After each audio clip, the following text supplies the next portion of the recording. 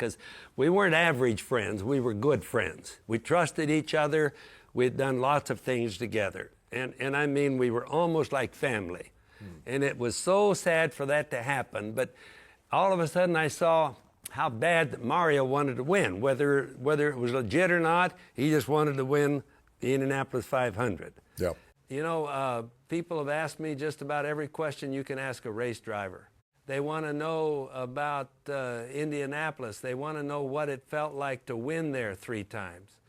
They ask about pole positions, Pikes Peak, the fastest cars I ever drove, the toughest races, and naturally the drivers I had the hardest time beating. But every once in a while, somebody asks me something different. Who were the 5 drivers I admired the most? Now, that's a much harder question because admiration has nothing to do with who won the most races or who had the most championships. And it sure as hell doesn't mean they were always my best friends. Some of the men I admired were competitors. Some were people I learned from. Some could do things with a race car that made you stop and pay attention even when you were supposed to be worrying about your own car.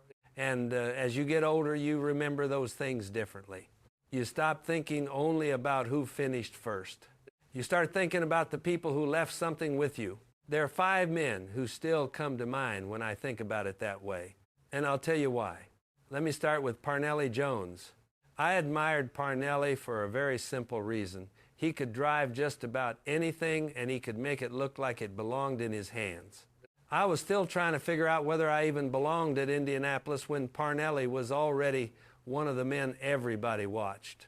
And I mean everybody. Drivers watched him, mechanics watched him, owners watched him. He had that kind of presence. The thing people sometimes forget is that I didn't come into Indy thinking I was some big star. I had confidence in what I could do, sure, but Indianapolis was another world. I had spent years around Pikes Peak, sprint cars, midgets, all kinds of rough racing. Indy was different. Parnelli was one of the people who helped convince me I belonged there. I never forgot that. Years later, I said I would always be indebted to him for helping get my career going, and I meant it. He saw something in me before I had completely proven it to myself. But admiration is not just about somebody helping you. Parnelli could flat drive. What made him different was his natural feel. He didn't need everything to be perfect. He could get into a sprint car, a stock car, an Indy car, go off-road, and somehow understand what the machine needed. That's rare. A lot of drivers are terrific when the car is built around what they like. Parnelli could adapt himself to the car. That's why I once described him as one of the most naturally talented drivers ever born. Watching him, you could learn something because nothing looked forced. I remember what he represented around Indianapolis in those early years. In 1963, he won the 500. That same year, I made my first Indianapolis 500 start, and my race lasted only a few laps. That tells you where the two of us were at that moment. Parnelli was already the man. I was still trying to become one of the guys who could stay in the race. And that mattered to me because I could see what the standard looked like right in front of me. He was tough too. People who only remember the smile might not understand that. Parnelli could be gentle away from the car, but he could also be extremely hard when racing got serious. I respected that because I understood it. I wasn't exactly known for backing away from anybody either. The older I got, the more I appreciated what Parnelli did for me. He didn't hand me a career. Nobody can do that. But sometimes one man gives another man enough belief to take the next step. Parnelli did that for me. And when somebody helps open the door, then spends years showing you what a real race driver looks like, you don't forget him. I certainly never did. The next man I have to talk about is Dan Gurney. Dan was different. He wasn't just somebody who could drive a race car. He wanted to understand the whole thing. Why the car behaved the way it did, why the air moved around it the way it did, why one change made it better and another change ruined it. That meant a lot to me because I was the same kind of guy.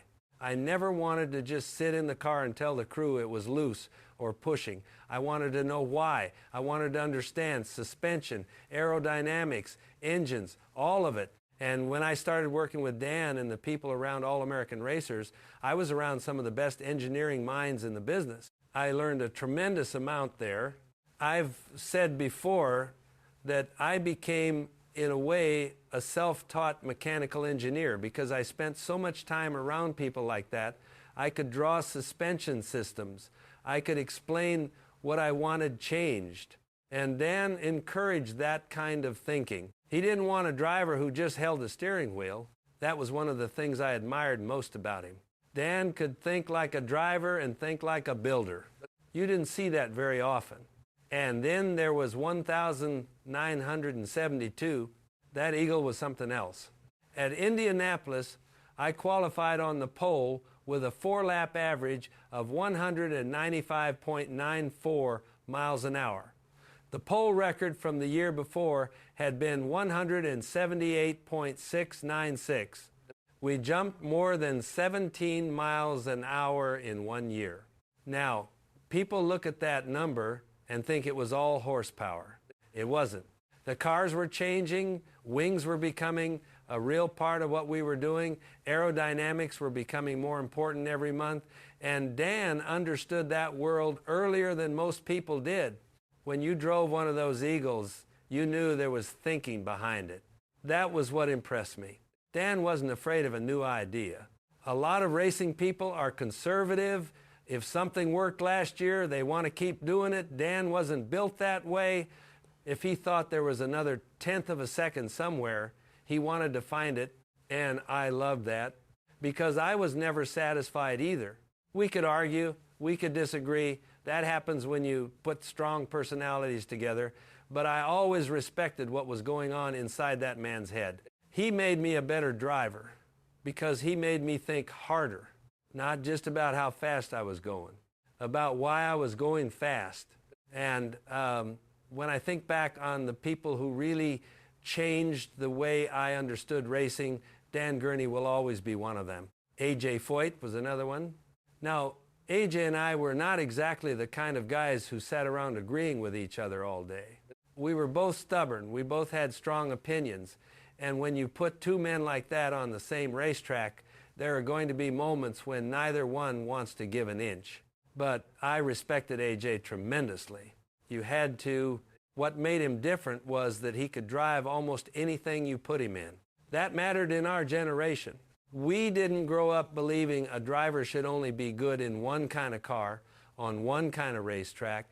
You ran dirt, you ran pavement, you ran short tracks, you ran Indianapolis, and if somebody gave you another kind of car, you figured it out. A.J. was about as good at that as anybody I ever saw. He could win in Indy cars, sprint cars, stock cars, sports cars. He won Indianapolis 4 times. He won the Daytona 500. He won Le Mans. But what impressed me wasn't the list, it was the attitude behind it. A.J. always seemed to believe that if the car had any chance at all, then he had a chance. That's a dangerous man to race against.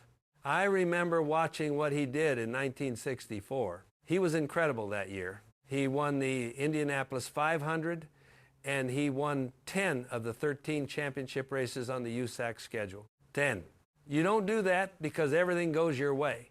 You do that because week after week, different track, different conditions, different problems, you keep finding a way. That was A.J. And believe me, when you were racing against him, you never expected anything easy. If his car wasn't quite right, you couldn't relax. If he started behind you, you knew he might still be there at the end. And if you gave him an opening, he usually didn't need a second invitation. That was something I understood about him because in some ways we were alike. Neither one of us liked excuses very much. Racing could be unfair. Equipment broke, engines failed, somebody made a mistake in the pits. That was part of the business.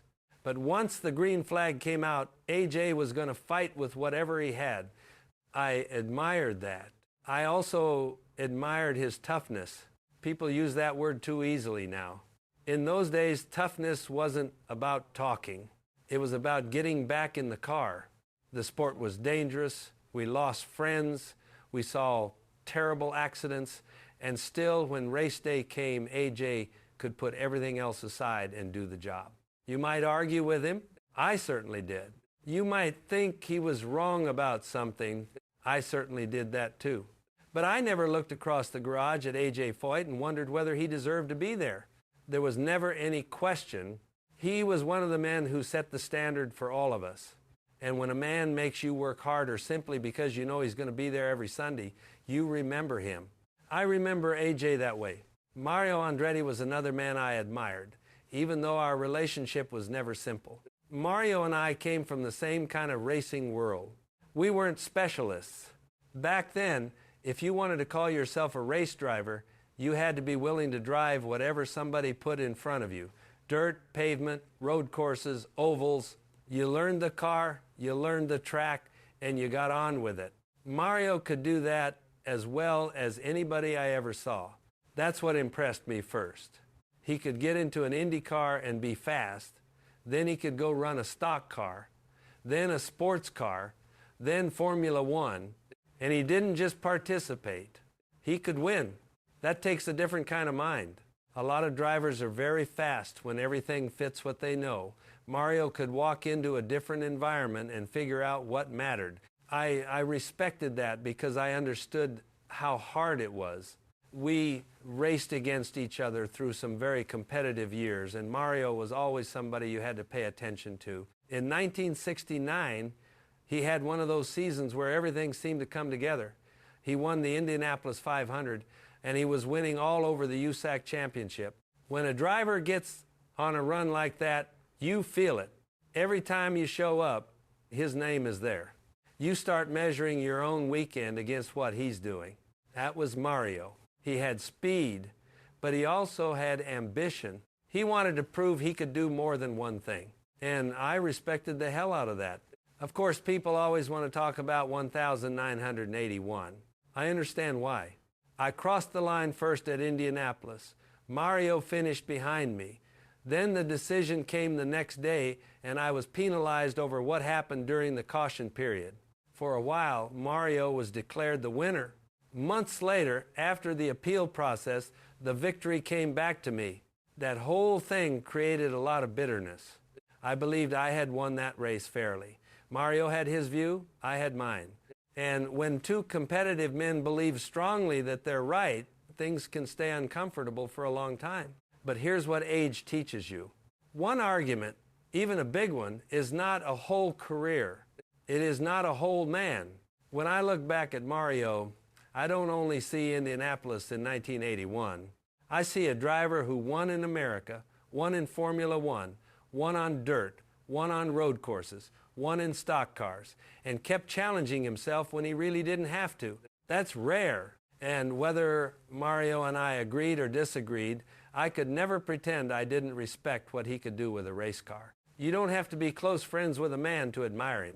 Sometimes the men who irritate you the most are the ones who make you understand just how high the standard really is. Mario did that for me. And whatever happened between us, that respect never disappeared. And then there was Al. That one is different for me because Al wasn't just another driver I respected. He was my brother. Now, people sometimes assume that makes it easier to talk about him. It doesn't. When your own brother becomes one of the best race drivers in the world, you don't look at him the same way everybody else does. You know the person behind the helmet. You know where he came from. You know how stubborn he can be. You know his habits, his weaknesses, his moods. And then one day, you realize the guy you grew up with can beat anybody. That happened with Al. What made him different was his patience. I was more aggressive. I wanted to attack the problem. I wanted to fix the car. I wanted to push. Al could wait. He understood long races as well as anybody I ever saw. He didn't always have to show you everything at the beginning. He could let a race come to him, and believe me, that is harder than it sounds. A driver can get excited at Indianapolis very easily. 500 miles is a long time to be thinking. Al was very good at understanding when to push and when not to. The 1,970 season showed everybody what he could do. He won the Indianapolis 500 that year, and he dominated the USAC championship. At that point, there was no question anymore. He wasn't Bobby Unser's little brother. He was Al Unser. He had his own identity, his own style, and his own way of winning races. I respected that, and I was proud of it too. Now, being brothers didn't mean we never competed. We did. Nobody in our family wanted the other guy to slow down. That's not how we were raised. If Al was in front of me, I wanted to catch him. If I was in front of him, I expected him to come after me. But there was always another layer underneath that.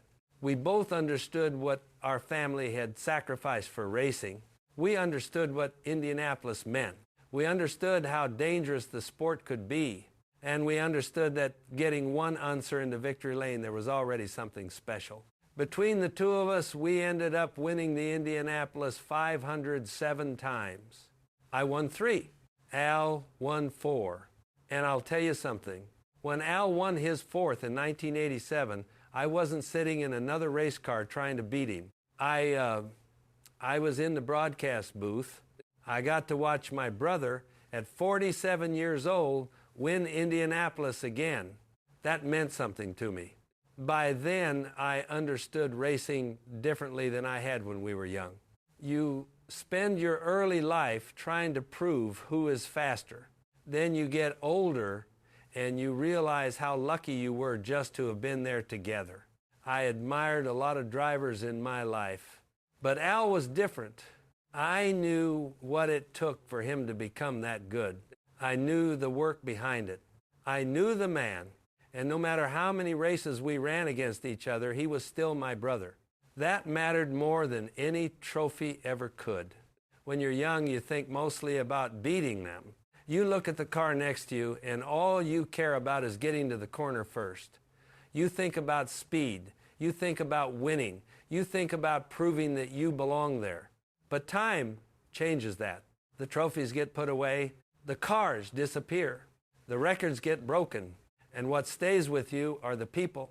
The men who pushed you harder than you thought you could go. The men who taught you something about a race car. The men you argued with, laughed with, fought against, and sometimes depended on. That's what I remember now. I was lucky enough to race in an era full of men who were brave, stubborn, talented, and completely committed to what they were doing. We didn't think much about history while we were living it. We were just trying to make the next race. But looking back now, I understand how special those years really were. And I'll tell you this. I was lucky. I got to race with men like that, and I never took that for granted.